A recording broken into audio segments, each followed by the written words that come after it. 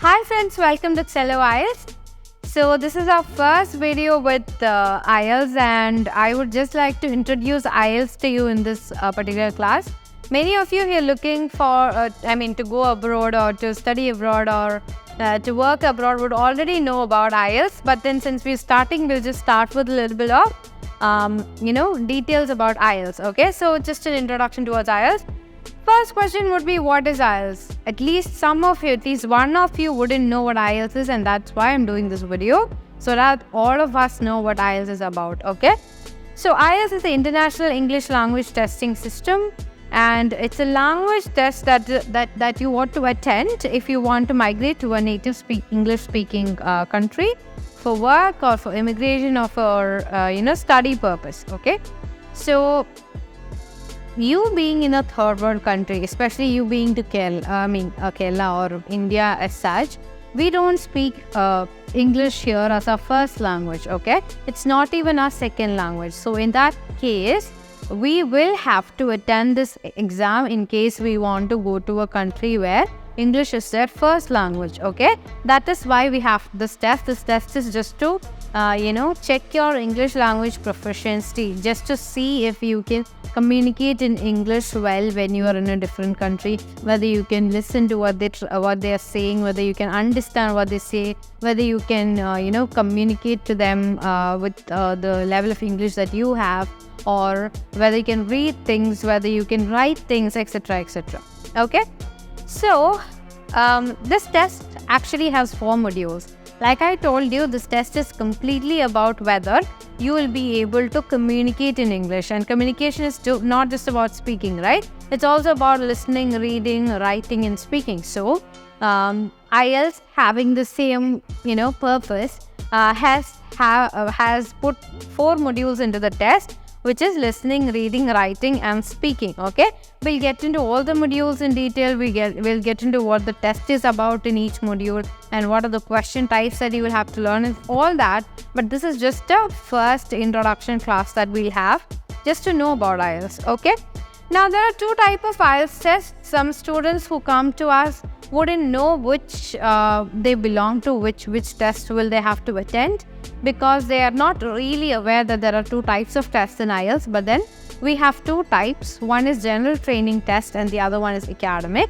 So if you are planning to go abroad for the sake of studies, okay, in that case you will have to attend academic. You would have guessed that from the name. So to migrate to any country where you will have to go study, you will choose academic, okay? And those who would like to immigrate or maybe like go work in a foreign country, in a country where English is their first language, you will have to go for general training test. There are small differences in the tests, especially in the reading and writing sessions, modules. We'll come to that later, okay? And to talk about the band score that IELTS has, so there's a band score from 0 to 9. But then, band 4 is like where you sort of consider that you have at least have a pass mark. Like, it's not really a pass mark, right? There's no pass mark to IELTS really. But the highest mark is 9, okay? 9 band score. You will have an overall band score and an individual band score. And the overall band score would be the, the average of the individual band scores that you would have. And to talk about the band score that you actually require to go abroad, it is completely according to how much you want, how much your agency would ask you to score. So say you are looking for a PR in Canada, then probably you will have to attain a score of 778. That is a score that you will need to pass in order to go to a foreign country like Canada for a PR. But then say you're going for studies in Canada, you might at least need a 6.5, okay? So there, in that case, 6.5 would be your pass mark only. So that's not really a pass mark, that's just a desired score. We would call that a desired score because once you get that score, you will be eligible for the rest of the process, okay?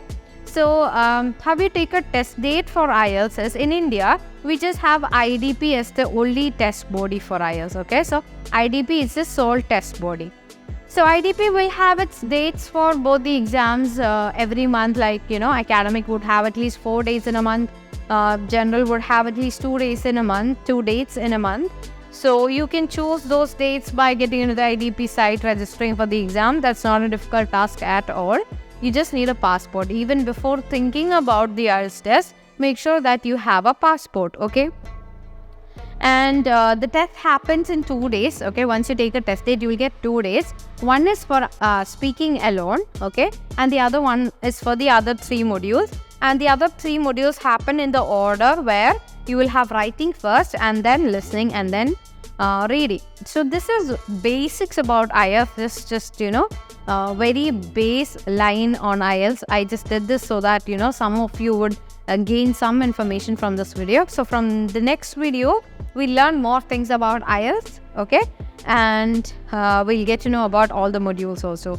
So that's all for today's video. And in case you're someone who is seriously thinking about attending, IELTS test soon, and someone who is looking for a guide to learn IELTS, you can always come to us, because we provide IELTS classes. And we provide different courses for IELTS, which is completely customizable, because for someone who is taking the test for the first time, we have 2 types of courses. We have a full-fledged main course and also a crash course, which is like, for a month's course, which is a capsule version of the main course. For someone who is taking the test for a second time or a third time, we also have other courses like a mock test course, or a,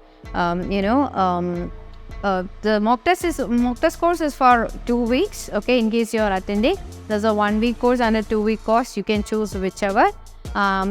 And we also have this capsule version, like I told you. We have the crash. We also have the main course, if you want to attend that course as well. We also have something called a single module course. So single module course would be where you will you might not be okay with any one of the module. You might be okay with all the 3 modules, but not with speaking. So in that case, you could just take a training for speaking, okay? So if you're interested, we'll provide a link in the description of this video. So you can just click on the link and contact us if you would like to join. That's all.